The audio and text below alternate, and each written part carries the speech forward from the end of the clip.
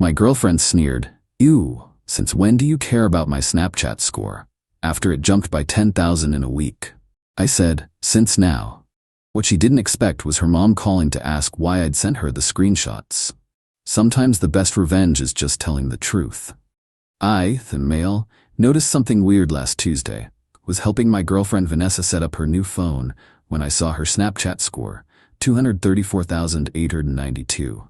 Thing is, just last week when she'd shown me some filter, it was around 224,000. I'm not usually one to track these things, but a 10K jump in a week? That's like constant snapping. "Your snap score went up a lot," I mentioned casually. She snatched the phone back. "Ooh, since when do you care about my Snapchat score? That's so controlling." "Just noticed it jumped by 10,000 in a week. That's a lot of snaps."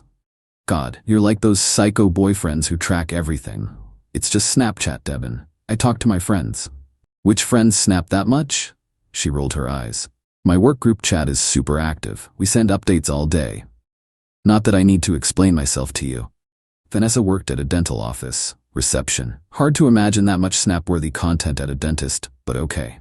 "Since now," I said. "I care since now." "Well, stop caring. It's weird and clingy." That was Tuesday. By Friday, things got interesting. See, Vanessa had this habit of leaving her phone everywhere while she showered. Usually took hour-long showers too, her self-care routine. That Friday, her phone was on the coffee table, buzzing non-stop. I wasn't gonna check it. Really wasn't. Until I saw the notification preview. "Rico Suave can't wait for tonight, babe." Rico. Freaking Rico. More notifications popped up. Jake the Snake, that last vid though. Check her Cash App. Worth every penny, gorgeous. Cash App? Videos? What the hell? When Vanessa came out, towel in her hair, I was still sitting there. "Who's Rico?" I asked.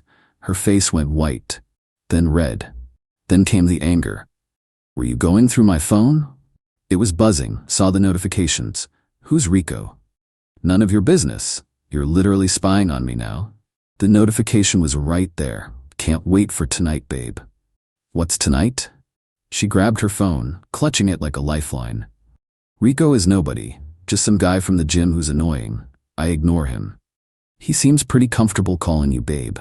"Because he's a creep. This is why I didn't tell you. You get all jealous and paranoid." "I'm not paranoid.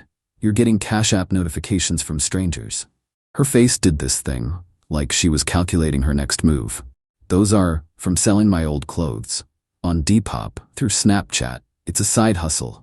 Selling clothes to Brad Pitt 6942. That's just his username. God, you're suffocating me with this jealousy." She stormed into the bedroom, slamming the door. I sat there, mind racing. The notifications, the snap score, the defensive anger. None of it added up. That's when I did something I'd never done before. I opened my laptop and logged into our shared Netflix. Not to watch anything, but because Vanessa, like many people, used the same password for everything. VanessaBaby95. I tried it on Snapchat web. Bingo. What I found made my stomach drop. Update 1. Y'all were right in the comments. She wasn't selling clothes. After logging into her Snapchat, I discovered my girlfriend of 2 years was running a premium Snap. For those who don't know, that's where people pay for exclusive content. Sometimes just flirty pics, sometimes more. Vanessa had a whole system. Different tiers. $20 a month for daily pics, $50 a month for personalized content, $100 a month for video calls. She had 47 subscribers. 47. At an average of $50 each, she was pulling in over $2,000 a month, tax-free. While we'd been splitting rent 50-50 and she'd been complaining about being broke, the messages were something. Dozens of dudes thinking they had a special connection with Nessa Baby. She played into it too, calling them handsome, saying they understood her better than her boring boyfriend. Yeah. Boring boyfriend. That's what she called me to these random dudes paying to see her in lingerie I'd bought her. But here's where it gets worse. Remember Rico? Turns out he wasn't just a subscriber. They'd been meeting up. Nothing physical yet, according to the messages, but coffee dates where he'd give her tips in cash. I screenshot everything. Every message, every payment notification, every pic she'd sent. Not the explicit ones, I'm not that guy. But enough to show what was happening. Then I sat on it. Didn't confront her, didn't blow up. Just waited. Saturday morning, Vanessa was all smiles. Made breakfast, kissed my cheek, acted like Tuesday never happened. Babe, I'm sorry about freaking out about the Snapchat thing. I know you're not controlling. I was just stressed about work. It's fine, I lied. I'm gonna visit my mom tomorrow. Haven't seen her in a while. Wanna come?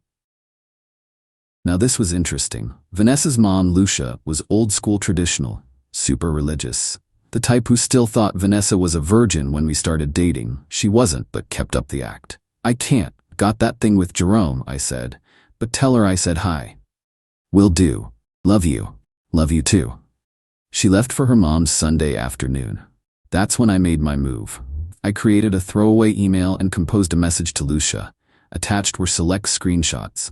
Nothing explicit, but clear enough. Messages about the premium snap, the payment notifications, the meetups with Rico. Subject line, thought you should know what Vanessa is doing. The message was simple. Mrs. Rodriguez, I'm sorry to be the one to tell you this, but Vanessa has been lying to both of us. She's been selling inappropriate content online and meeting with the men who pay for it. I found out last week. I wanted you to know the truth. Devin. Sent it. Then I packed my stuff. Took me 3 hours to get everything that was mine out of the apartment. Left my key on the counter with a note. Vanessa, I know about the premium snap. I know about Rico. I know about all of it. I've moved out. Don't contact me. P.S. Your mom knows too. Then I turned off my phone and went to Jerome's place. Update 2. The fallout was nuclear. Turned my phone back on Monday morning to 73 missed calls. Mostly from Vanessa, but a surprising number from her mom, her sister Elena, and random numbers I didn't recognize.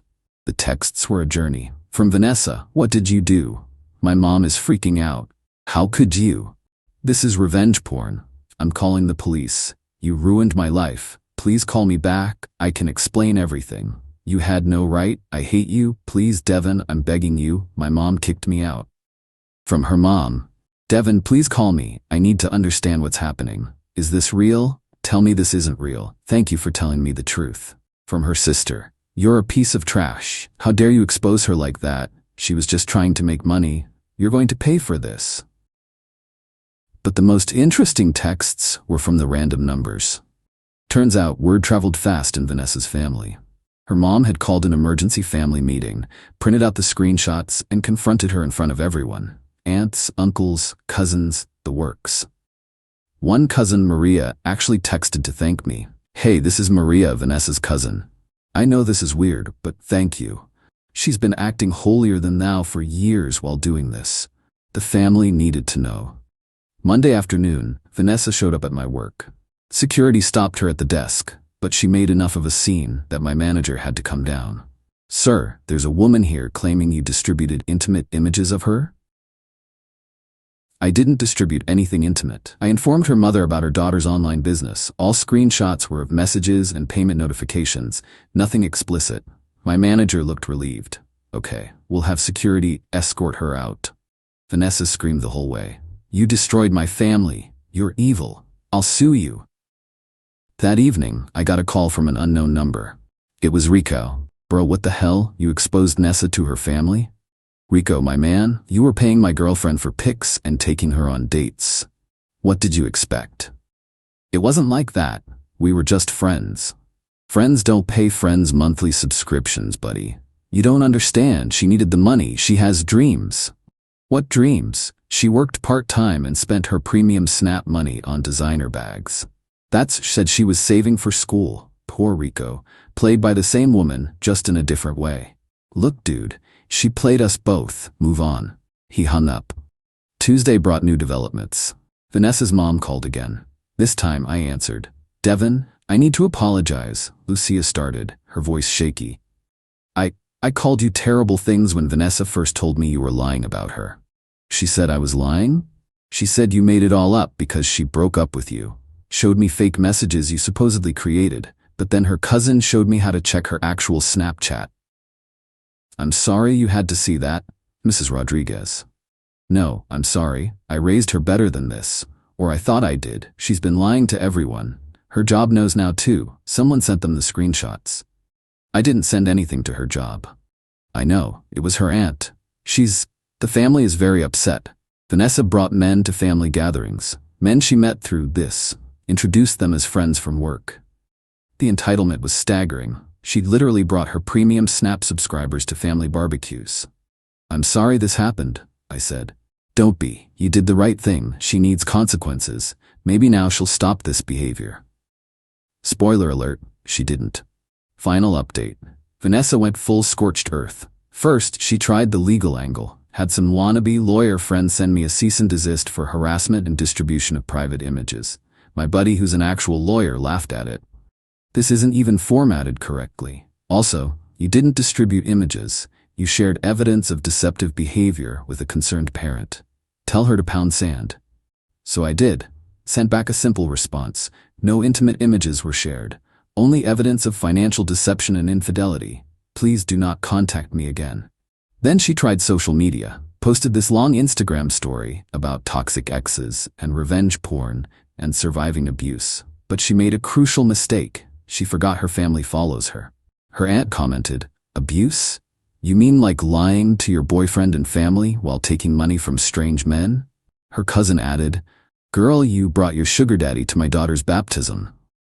The post lasted 45 minutes before she deleted it. But the real karma came from an unexpected source, the IRS. See, one of Vanessa's subscribers was apparently an accountant. When he found out about the drama, he was pissed. Not because she had a boyfriend. He knew that. He was mad because she'd told him she was using the money to pay for her sick dad's medical bills.